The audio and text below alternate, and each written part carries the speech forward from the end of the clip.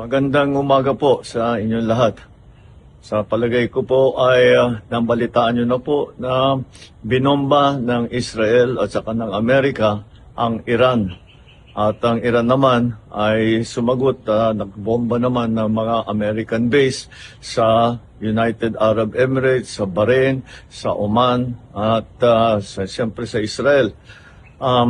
Alam naman natin na napakarami ang Pilipino diyan sa bandang Middle East. I'm sure nag-aalala kayo sa inyong mga kilala, mga kaibigan at mga kaanak na nandun. Mula nung nabalitaan natin na nagsimula itong gera, ay nagmo-monitor na kami kahapon pa ng late afternoon sa ating mga embassy, sa ating mga labor attaché, sa lahat ng mga embassy natin doon sa Middle East.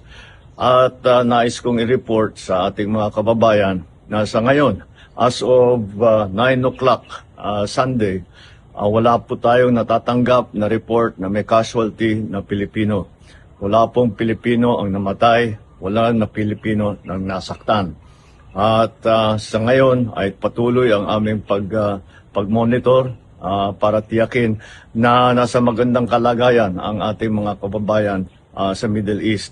Ang ating tuloy-tuloy na binabantayan dahil ito'y kailangan natin tuloy-tuloy na bantayan at hindi ito tapos pa. Palagay ko patuloy pa itong gerang ito. Ngunit sa aming latest report ay ang ating mga kababayan ay nasa safe na lugar at sila ay nakapunta sa mga bomb shelter kung saan sila at lumalayo sila doon sa mga bases ng Amerikano upang hindi naman sila mapalapit sa alanganin. Patuloy po ang pagre-report natin habang dumadating po ang report sa akin. Magandang umaga po.